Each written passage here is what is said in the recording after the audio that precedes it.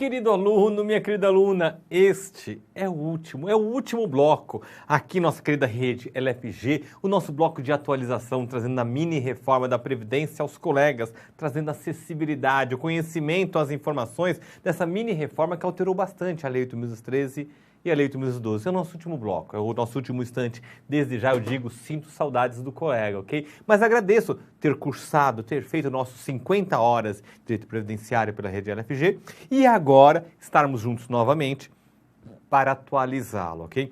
Estamos começando, vamos fazer uma nova jornada, vamos gravar novamente todas essas 50 horas de Direito Previdenciário no segundo semestre de 2019. O Rede LFG, o curso técnico de Seguro Social, remodelado já com todas essas novidades para o segundo semestre de 2019. Para o colega, quando sair do concurso público, ficar devidamente antenado, preparado para essa prova de concurso público, ok? Então venha fazer parte. Se você estiver me assistindo agora no YouTube, ok, que pretende fazer o concurso do INSS, venha. Rede LFG. Rede LFG é onde o colega vai ter os melhores cursos. Sim, porque se o colega fizer uma pesquisa, vamos fazer uma pesquisa se pegar aqui, por exemplo, Siri, diga-me, qual é o melhor curso que existe para concursos públicos? Mas é claro que os melhores cursos do Brasil estão na rede LFG. Obrigado. Basta fazer uma pesquisa que o colega encontra essa resposta. É na rede LFG. É uma satisfação muito grande ter tido o colega como aluno, ter o colega como aluno e ter futuramente você como aluno, se não ainda não é, ok? Meus amigos, vamos dar continuidade. E agora eu quero falar para os colegas o que eu anunciei no finalzinho do bloco anterior, que é o artigo 120 da Lei 8.213. O artigo 120 da Lei 8.213, que eu recomendo, eu disse aos colegas, que o colega faça a leitura. É importante para o seu estudo, para compreender bem. O que eu disse para os colegas fazerem um estudo? No slide, por favor. Nós publicamos um artigo da minha autoria, Hermes Arraes Alencar, em março de 2019, o artigo Homem Agressor na Mira do INSS, ok? É um artigo longo, está no blog Acontece da Rede LFG. Recomendo que o colega faça a leitura. Faça a leitura, é bastante interessante. O que nós falamos? Não dá para falar tudo agora nesse instante para os colegas. Nosso último bloco não dá. Okay? Mas eu quero que o colega entenda a essência. Existem as ações regressivas. Eu até mencionei para os colegas ações regressivas quando nós falamos lá atrás, lá nos primeiros blocos, quando nós falamos da Lei 8.212, uma novidade. Qual foi a novidade? Eu disse que o notário, o tabelião, o titular do cartório de registro civil, ele é obrigado a prestar informações em até um dia útil por meio eletrônico ao INSS. Essa era a novidade. E a novidade atrelada, que nos interessa agora, dizia que se ele não presta informação ou presta informação errada, se ele não presta informação ao INSS de que faleceu um aposentado, por exemplo, faleceu, ele tem que informar todos os óbitos que ele registra. Ele registrou um óbito, uma certidão de óbito, tem que comunicar ao INSS, para o INSS poder cessar o benefício daquele que faleceu, ok? Se ele não presta informação ou presta informação errada, ok? E o INSS continua pagando indevidamente um benefício e tem alguém sacando com o cartão magnético daquele que faleceu, que tem o cartão magnético do banco e a senha, continua sacando, e o INSS tem prejuízo. Então o INSS pode levar meses ou anos até descobrir aquele erro, aquele pagamento indevido. E alguém está sacando, se aproveitando. É cabível nessa hipótese, nós vimos isso, uma ação regressiva. O que é isso? O INSS propor uma ação dizendo, juiz, eu, INSS, tive prejuízo. Paguei um ano uma aposentadoria de uma pessoa que faleceu, sem dependentes. E não faço ideia de quem sacou esse dinheiro. Por que eu paguei um ano? Paguei um ano porque o cartório que lavrou a certidão de óbito não comunicou o INSS. Então eu quero esse meu prejuízo de um ano de benefício pago indevidamente, que foi sacado por alguém, cometeu estelionato, mas não foi, a polícia não localizou ainda, que o titular do cartório venha fazer o ressarcimento ao INSS, venha a pagar os valores do prejuízo que o INSS sofreu. É uma ação regressiva que é cabível, ok? Agora, essa ação regressiva, a primeira versão dela, que está aqui na lei, é o inciso 1, que antes o artigo 120 só trazia essa única hipótese. Qual a hipótese?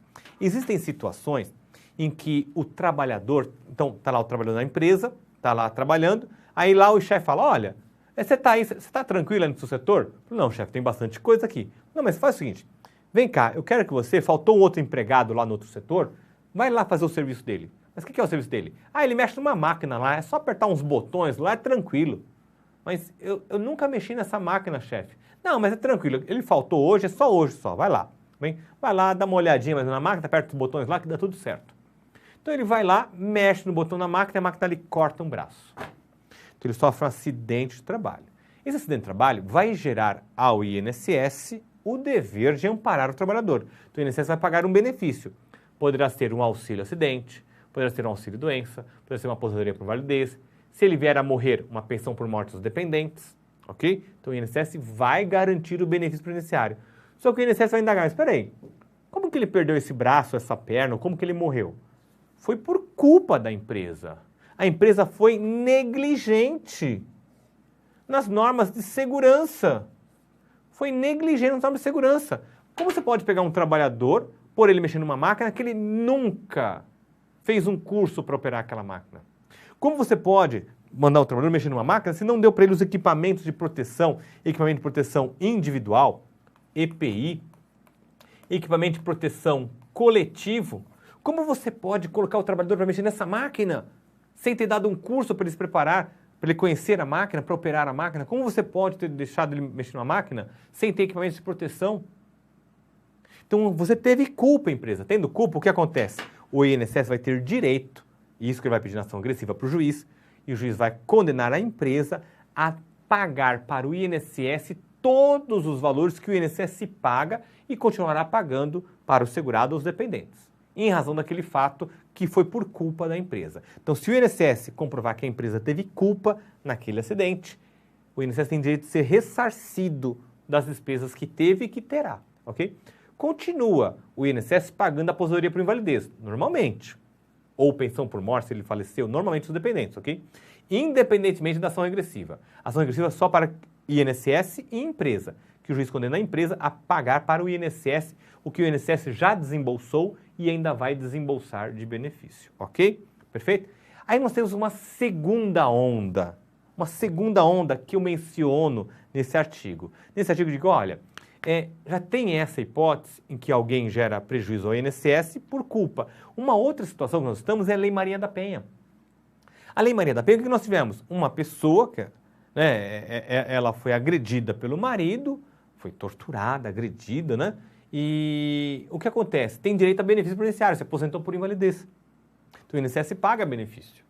O porquê não, também desse homem agressor, não ficar na mesma situação, ocorrida essa agressão, a possibilidade do INSS ingressar com uma ação agressiva contra esse agressor que se matou a esposa, gerou pensão por morte aos filhos, se agrediu, deixou inválida, gerou aposentadoria por invalidez. O INSS continua pagando aposentadoria por invalidez e pensão por morte, continua pagando. Mas o que acontece? Esse agressor ressarcir a Previdência. Mais uma consequência dos seus atos. Ressarcir a Previdência, ok? E foi incluído, conforme eu disse aos colegas, esse meu artigo é de março de 2019, a MP 871 é de janeiro, não tinha essa previsão, foi incluída no Congresso Nacional. Então, violência doméstica e familiar contra a mulher. Então, a Previdência ajuizará ação regressiva contra os responsáveis, inciso 2. No caso de violência doméstica, familiar contra a mulher, ok? A Lei 11.340, de 2006, Lei Maria da Penha. Então, está aqui essa possibilidade, ok? Essa novidade. Então, aqui que é a novidade. Então, esse homem agressor fica obrigado não só a responder criminalmente pelo que o ato cometeu, mas também perante o INSS ressarcir as despesas que o INSS terá. Aí, nesse caso, ele também vai ser obrigado a ressarcir as despesas, indenizar a vítima, a mulher? Também. O artigo 121 nos fala que o pagamento de prestações de benefício de aposentadoria por invalidez, por exemplo, essa mulher agredida, ou aposentadoria por invalidez, aquele trabalhador que se acidentou na empresa por culpa da empresa, não exclui a responsabilidade civil da empresa ou do responsável pela violência doméstica. Não exclui. Então ele vai indenizar o INSS numa ação regressiva e vai também indenizar a vítima. A empresa vai indenizar o trabalhador vitimado e o homem agressor vai indenizar a mulher que foi vitimada. Então não exclui. Então é para sancionar o máximo possível que puder esse agressor. Ok, meus amigos? Tranquilo? Perfeito? Vamos ver agora algumas medidas do artigo 124. Vou falar de forma mais rápida também. São diversas medidas para serem lidas pelos colegas. Já finalizando aqui o nosso último bloco. Artigo 124A. O INSS implementará e manterá processo administrativo eletrônico para requerimentos de benefícios e disponibilizará nos canais de atendimento. Aqui, meus amigos, já é uma realidade que nós temos, que chama-se o Meu INSS. É um aplicativo que existe e agora vem a lei dar essa legitimidade a este aplicativo. Então, já existe hoje o chamado Meu INSS, que eu recomendo que o colega tenha, ok? Chama Meu INSS. Será que consegue a nossa filmagem aqui? Será que consegue? É um aplicativo chamado Meu INSS. Já existe esse aplicativo hoje, já deve ser utilizado, chama-se Meu INSS.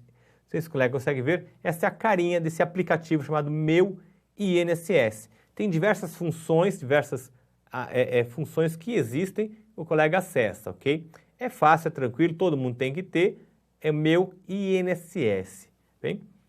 E você gera, agora comigo na tela, você gera a primeira senha inicial pelo seu home bank, pelo seu acesso à sua conta bancária, pela internet. Tem lá a parte de serviços, extratos de previdência, geração de senha do aplicativo do INSS, ok? Modernidade chegando. Só que precisa de uma normatização. Está aqui, artigo 124A, que permite ao INSS implementar processo administrativo eletrônico para requerimento de benefícios, ok?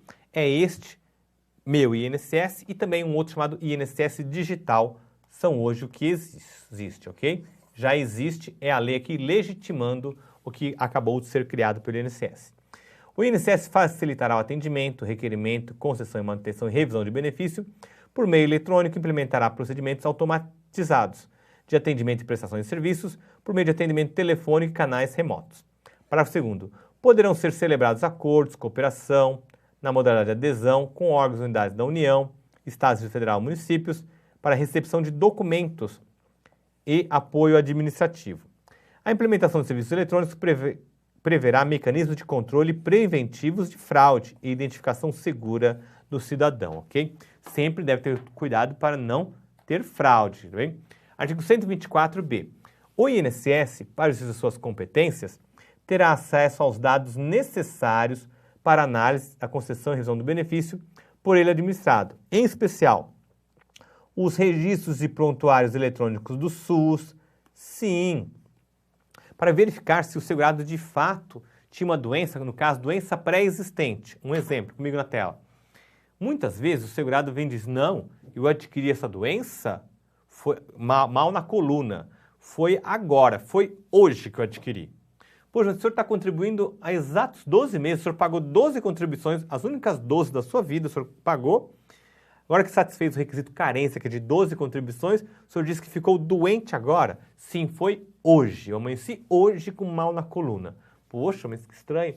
Pode acessar agora o banco de dados do SUS, para que o SUS vive. Não, ele já é tratado aqui com males colunares já há 10 anos, ok? Já se agravou nos últimos 5. Ah, então foi antes dele se filiar à Previdência, ele já estava doente. Então ele contribuiu só 12 para falar que ele adquiriu depois para ter direito ao benefício, o que não é cabível. Você não tem direito à proteção de males que você tinha antes de ser segurado, porque você não foi previdente. A ideia é que você comece a contribuir hoje que está bem, está saudável, para se acontecer alguma coisa amanhã, esteja coberto. E não o contrário. Hoje eu estou bom, a cigarra, né? Hoje eu vou cantarolar e vou curtir, não vou pensar no amanhã. E quando precisar, vai correr atrás da formiga, não faz sentido, ok? No slide. Então, ter acesso às informações do SUS, documentos médicos mantidos por entidades públicas, privadas, bem? No caso de entidades privadas, se necessário, a celebração de convênio, de movimentos de FGTS, de Fundo de Garantia, bem? Mantidos pela Caixa Econômica Federal.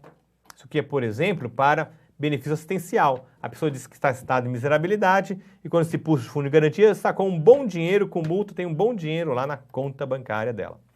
Artigo 124b. Para fins de cumprimento disposto no caput desse artigo, serão preservados a integridade de sigilo, então tem que preservar o sigilo das informações acessadas pelo INSS.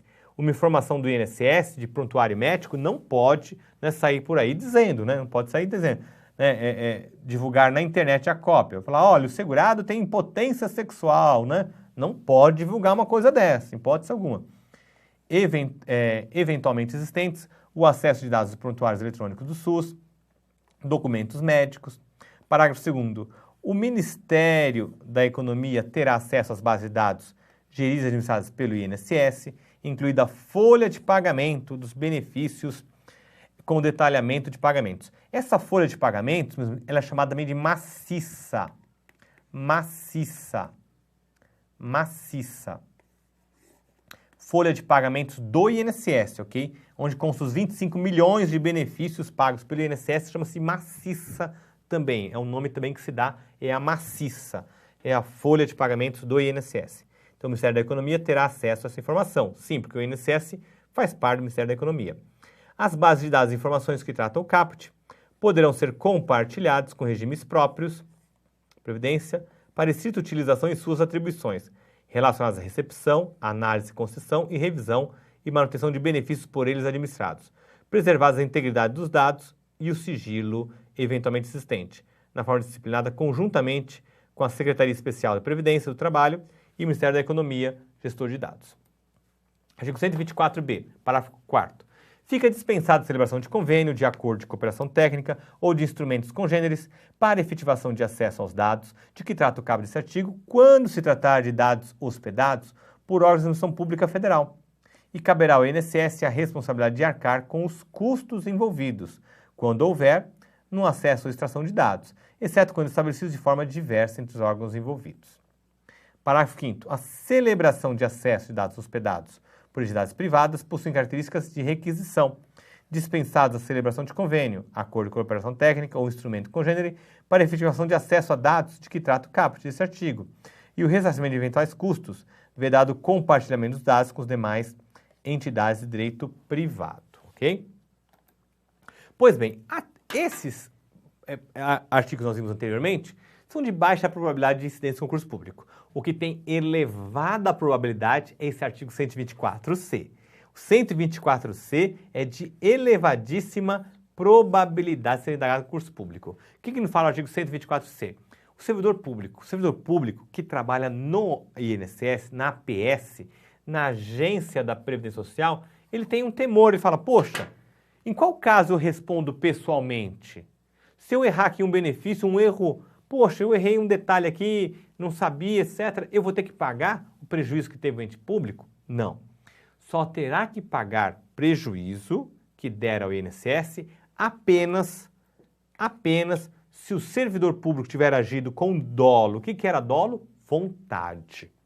Ok? Com vontade. Significa, só se descobrir que o servidor público está mancomunado com algumas pessoas fora da agência do INSS, lá no escritório de contabilidade, que faz um bem bolado, olha, eu vou mandar aí, é para cair na sua mão, é para deferir os casos que eu te mandar. Eu esquento aqui os documentos aqui, chega lá. Se acontecer isso, é por dolo, ok? Por dolo, má fé, por vontade. Então, o servidor, também responsável pela análise de benefícios, responderá pessoalmente apenas por dolo ou erro grosseiro. Dolo ou um erro grosseiro, ok? Um erro grosseiro é conceder uma aposentadoria por tempo de contribuição a quem só tinha 1 ano de trabalho. Primeiro ano de trabalho, chegou na agência e ele concedeu uma aposentadoria por tempo de contribuição, que exige 35 anos de trabalho, que é um erro grosseiro, ok? Só se cometer um erro grosseiro. Se ele foi iludido pelo segurado, o segurado trouxe documentação falsa, ele não conseguiu constatar que o documento era falso, né? Não tem problema.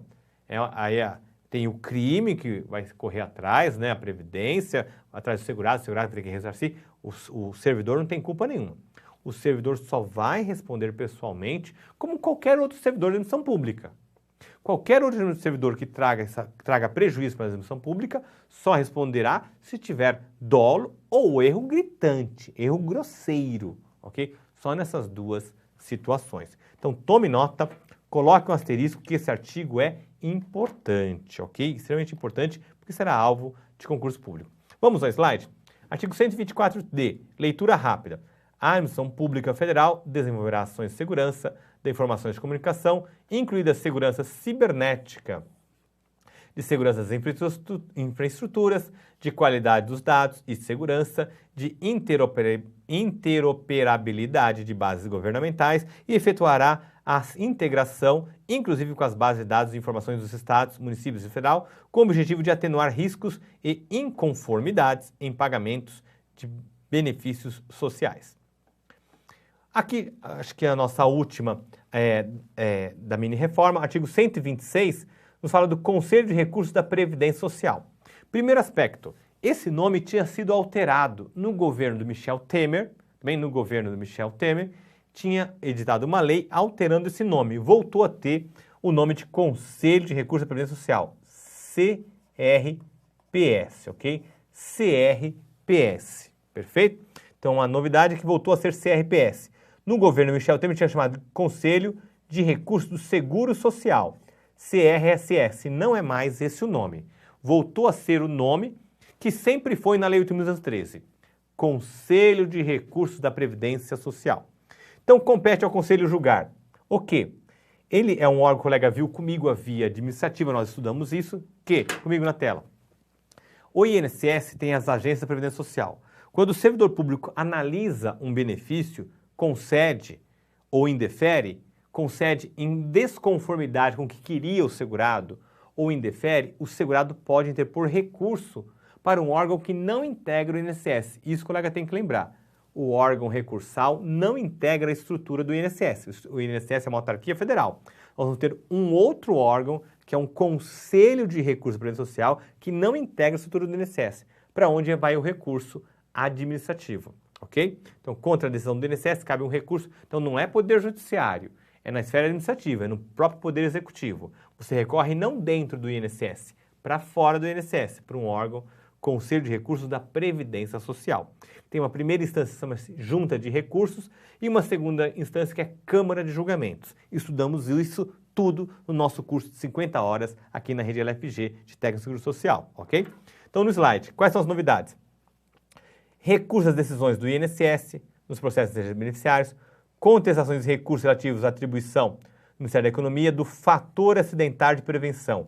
Meus amigos, o FAP, fator acidentário de prevenção, chama-se FAP, fator acidentário de prevenção. O colega estudou comigo. O que era o FAP? O FAP é um método bifásico do SAT. Ih, professor, falou grego. Mas o colega vai lembrar, o colega viu comigo, nós estamos apenas atualizando o colega. Então nós vimos SAT, Seguro Acidente de Trabalho. Quem paga seguro acidente de trabalho é a empresa paga um seguro acidente de trabalho. E o seguro acidente de trabalho tem alíquotas de 1, 2 ou 3%.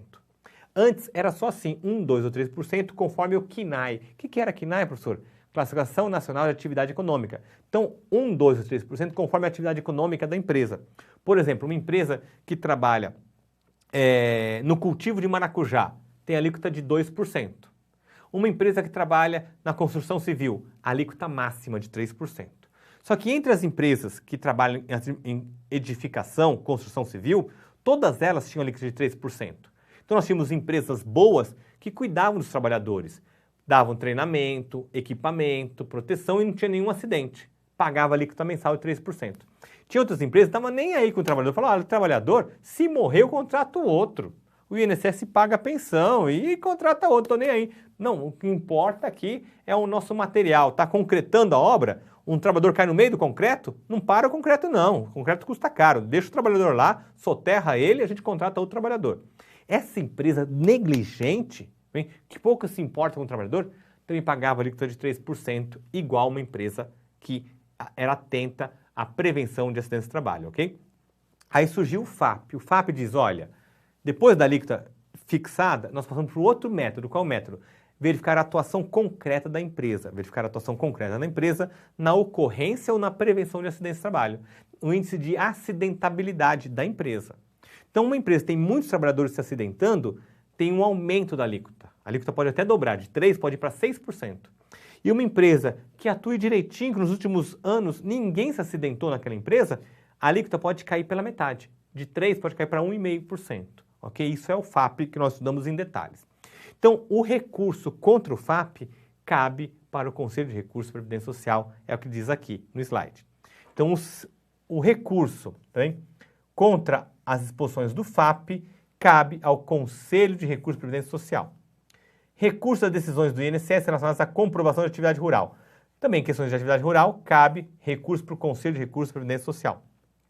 O parágrafo 3º só é uma repetição do que já tinha no Decreto Federal 3.048, não é nenhuma novidade. O que ele nos fala? Veja só comigo. É possível o segurado ingressar na agência do INSS e pedir um benefício. E o INSS diz não. Insatisfeito, ele pode recorrer. Para quem? Para o Conselho de Recursos da Previdência Social. Então, ele recorre lá para a Junta de Recursos, a Junta de Recursos da Previdência Social. Só que antes de analisar pela Junta, ele pega e propõe uma ação judicial no Poder Judiciário. Se a mesma coisa que ele está debatendo, no recurso administrativo e na ação judicial, acontece a perda de objeto. Ou seja, não faz sentido apreciar o recurso dele administrativo, porque o que vai valer é o que diz o juiz. Se ele entrou com a ação judicial, vale o que disse o juiz. Então, perde o objeto, o recurso dele, no slide. Então, nos fala o parágrafo 3º do artigo 126. A propositura de ação que tenha por objeto idêntico pedido sobre o qual versa processo administrativo importará renúncia ao direito de recorrer na instância administrativa e desistência do recurso interposto. Então, não terá seguimento o recurso dele na instância administrativa, não terá seguimento, ok? Meus amigos, caminhando para o final, nós fechamos todas as alterações na Lei 8.212 e na Lei 8.213, metade de tela. Agora eu quero falar a única alteração que nós temos no BPC, aquele benefício de prestação continuada da LOAS. Qual é a LOAS? LOAS é a Lei 8.742 de 93, Lei Orgânica da Assistência Social. Esse benefício devido ao idoso e ao deficiente, que foi bastante indagado no último concurso do INSS, sofreu uma alteração dizendo, olha, é requisito para esse benefício CPF. Tem que ter CPF. Tem que ter CPF, que o colega sabe. Hoje, ao nascer, nós até vimos isso no bloco anterior, já o notário, ao registrar uma certidão de nascimento, tem que registrar o número do CPF para aquela pessoa que acabou de nascer, foi registrada agora, ok? Já tem que ter CPF. Então, todo mundo tem que ter CPF. Então, também é um requisito para ter o benefício assistencial de idoso ou benefício assistencial de deficiente, o CPF.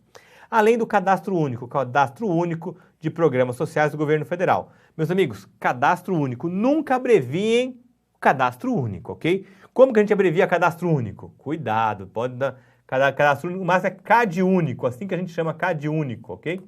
CAD único, não vai abreviar as letras, ok? Meus amigos, então nós temos essa novidade no BPC. BPC é essa exigência do requisito do CPF. O CAD único, Cadastro Único de Programas Sociais do Governo Federal, esse cadastro já era exigido antes. Então não é novidade, a novidade é a exigência do CPF, ok? Pois bem, eu quero dizer ainda para os colegas que esta lei nova revogou alguns artigos, então o parágrafo 5º foi revogado, não existe mais. Eu recomendo que o colega faça uma leitura rápida para saber que isso não existe mais. Se constar na prova a reprodução disso, isso é errado, não existe mais. O parágrafo 5º do artigo 60 e o artigo 79 também foi revogado. Então não existe mais essa disposição. Essas disposições foram revogadas, ok? E quero trazer uma última novidade. Pode me deixar na tela do jeito que estava mesclado junto? Isso. Meus amigos, nós tivemos uma outra lei também publicada recentemente, anteontem, dia 19 de junho. Dia 19 de junho foi uma outra lei. Mas não se preocupe, não é tão grande quanto essa que nós acabamos de ver. Mas foi publicada na sequência, no dia seguinte. A Lei 13.847, o que ela nos trouxe? Nos trouxe que no caso da aposentadoria por invalidez concedida a um segurado, com qual motivo? Ele tinha AIDS. Se ele tinha AIDS, ele não ficará sujeito, se ele tinha AIDS e por conta da AIDS, do HIV, ele teve direito à aposentadoria por invalidez, ele não vai se sujeitar a submeter a perícia médica periódica, que acontece de 2 em 2 anos. Quem se aposenta por invalidez fica submetido à perícia médica periódica de 2 em 2 anos. Se a causa foi HIV, foi alterada a Lei 8.213, para dizer se a causa é HIV, ele não fica submetido à perícia médica periódica, ok? Essa é a novidade. Fique atento, ok? Então, se a causa, se disser no concurso público que ele foi acometido de HIV, ele não vai submeter à perícia médica periódica de 2 em 2 anos. Mas quem fica submetido à perícia médica de 2 em 2 anos? O aposentado por invalidez. Mas em qualquer caso, se não é HIV, não. Nós temos uma novidade não desta lei, uma novidade no artigo 101 da Lei 8.213, que diz que todo e qualquer aposentado por invalidez é obrigado a submeter, sob pena de suspensão do seu benefício, a exame médico a cargo da Previdência. Então, ele é obrigado a submeter exame médico a cargo da Previdência. Estudamos esse artigo com os colegas. E nos fala o parágrafo 1º, que o aposentado por invalidez, ele poderá ser dispensado de se submeter a essa perícia médica, ele poderá ser isento, poderá ser dispensado. Uma hipótese que nós vimos agora, se é HIV, que está no artigo 43, novidade, se é HIV, ele não fica submetido à perícia médica periódica, que é de 2 em 2 anos, bienal. Agora, nos tem outras hipóteses. Quais outras hipóteses? Uma das hipóteses, a medida provisória queria revogar, mas o Congresso Nacional não deixou, ok? Então, isso aqui ia ser revogado pela medida provisória. Então, se o colega não seguiu esse professor e acabou lendo a medida provisória lá no começo, o colega, cuidado, esse inciso era para ter sido revogado, mas não foi, está valendo. Que nos fala, aquele que tem 55 anos de idade e já recebe benefício há 15 anos, já está aposentado por invalidez há 15 anos, ele está dispensado. Então, quem tem 55 anos de idade e já recebe aposentadoria por invalidez há 15 anos, ele não fica mais obrigado a submeter a perícia médica periódica de 2 em 2 anos. Não fica liberado, fica dispensado, ok? Professor, mas se ele tem 55, mas não tem 15 anos ainda, só tem 8 anos de aposentadoria por invalidez, tem que se submeter de 2 em 2 anos, tem que submeter. Até quando, professor? Até completar 60 anos de idade. 60 anos de idade, não me importa quanto tempo ele está aposentado por invalidez. Se é 1 ano, 2 anos, 3 anos, não me importa. Completou 60 anos de idade, não está mais obrigado a submeter a perícia médica periódica, ok? Essas foram alterações que o colega já viu comigo no curso, que é de 2017. O que eu quis trazer aos colegas que esse inciso 1, a medida provisória 871 queria revogar, mas não conseguiu. O Congresso Nacional não permitiu, excluiu essa parte da medida provisória que não constou na lei, que nós vimos a 13.846. Ok? Tranquilo? Bom, o colega que faz parte das nossas turmas, o colega sabe que sempre no final das nossas matérias existe um hora de gabaritar. E esse é o momento, é o hora de gabaritar, ok? Porque para a sua aprovação no concurso público, 3 são os passos necessários. Primeiro, explicação. Primeiro, explicação com o professor. Depois, legislação. Legislação depois da explicação, nunca a legislação primeiro. Porque a legislação primeiro, estudando primeiro, fica um texto enfadonho, fica um texto complicado, o colega não consegue assimilar muito, não consegue aproveitar o conteúdo do texto normativo.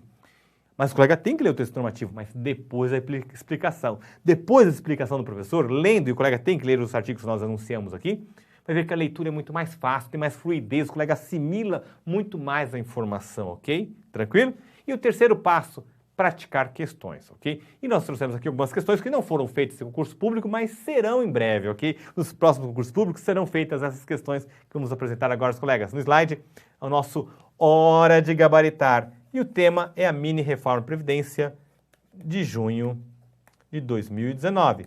Questões. Eu quero que o colega diga se é certo ou se é errado. 1. Os cartórios de registro civil de pessoas jurídicas prestarão obrigatoriamente ao Ministério da Economia, ao INSS e à Secretaria da Receita Federal do Brasil todas as informações referentes aos atos constitutivos e às alterações posteriores relativos a empresas e a entidades nelas registradas. Quero que o colega me diga certo ou errado. Certo ou errado. Coloque C ou E. Próxima. 2.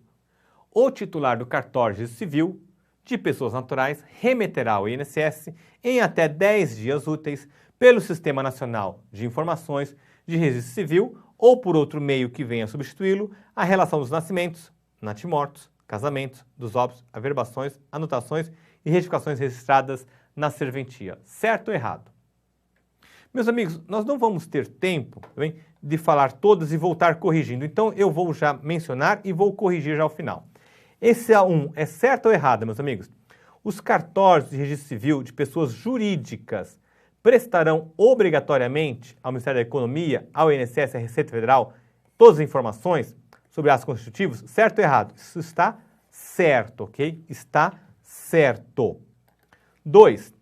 O titular de cartório de registro civil de pessoas naturais remeterá ao INSS em até 10 dias úteis as informações por meio eletrônico? Certo ou errado? Está errado. Não são em 10 dias, é um dia útil apenas, ok?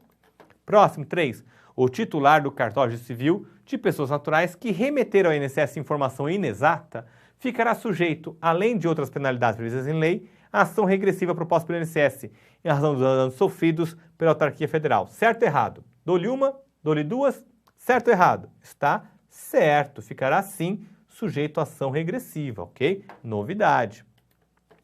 4. Na hipótese de haver indícios de irregularidade ou erros materiais na concessão, na manutenção ou na revisão de benefícios, o INSS notificará o beneficiário ou seu representante legal ou procurador para apresentar defesa, provas ou documentos nos prazos nos quais dispuser. No prazo de 30 dias, se for trabalhador rural, 15 dias se for trabalhador urbano. Certo ou errado? Dou-lhe uma, dou-lhe duas. Certo ou errado? Está errado. O prazo é de 30 dias se for urbano, 60 dias se for rural, ok? O prazo está errado.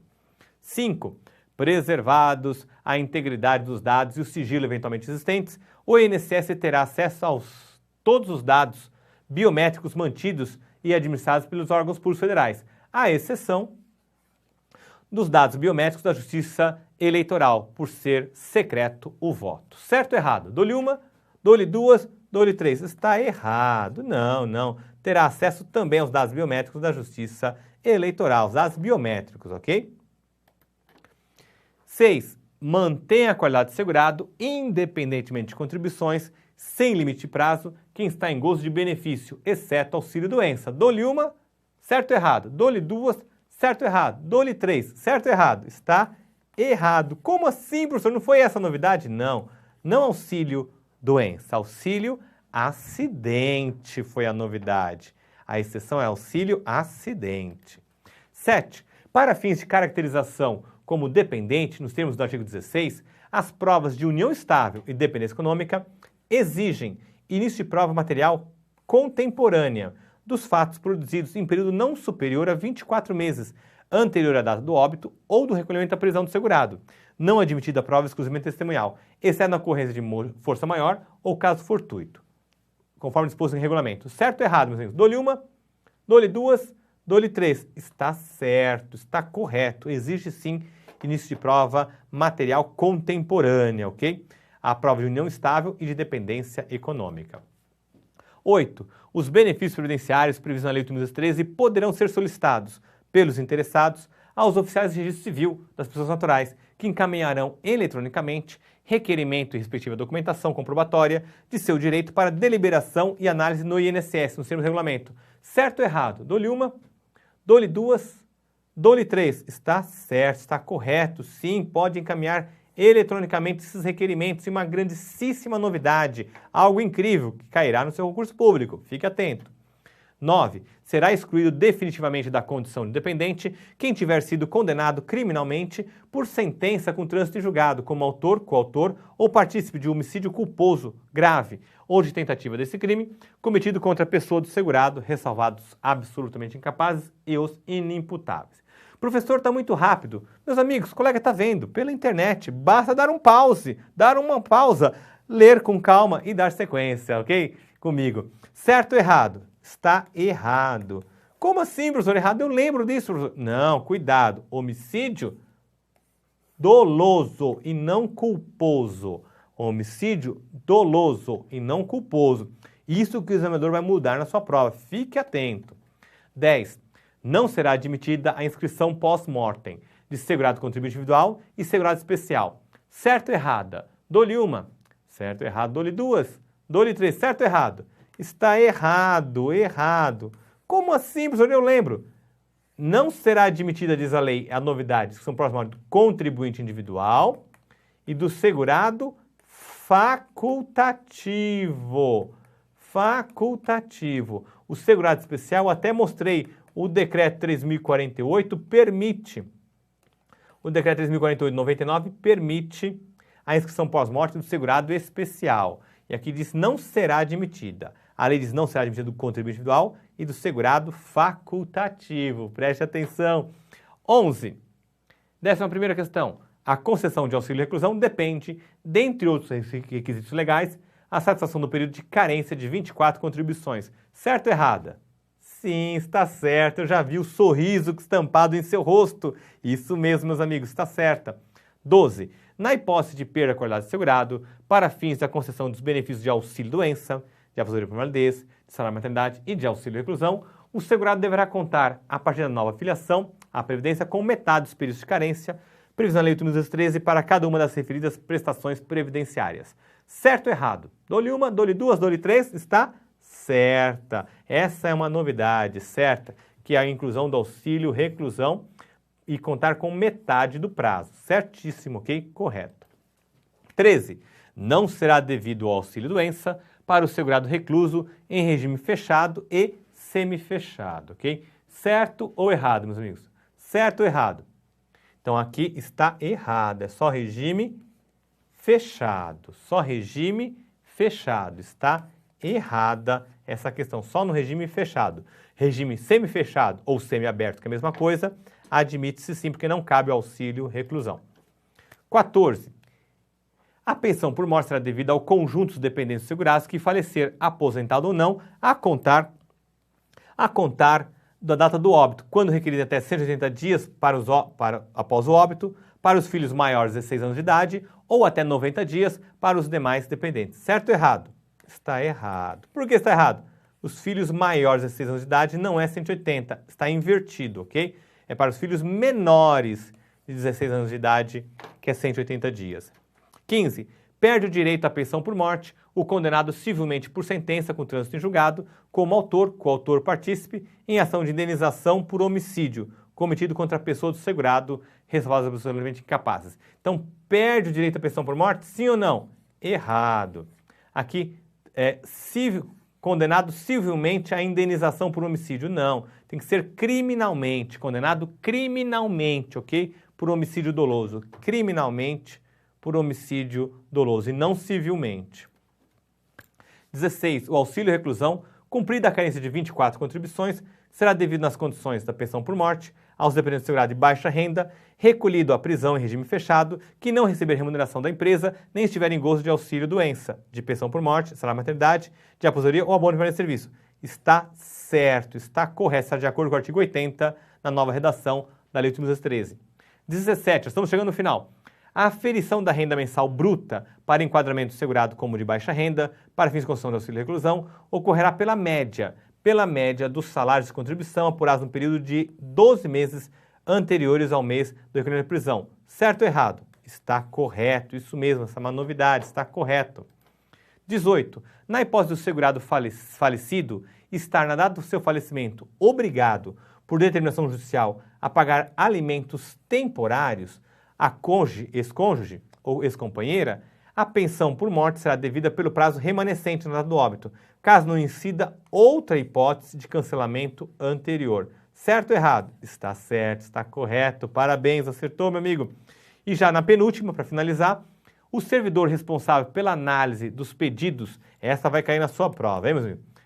Da Lei 8.213, motivará suas decisões ou opiniões técnicas e responderá pessoalmente apenas na hipótese de dolo ou erro grosseiro. Isso mesmo, está certo. Só nessas duas hipóteses, dolo ou erro grosseiro.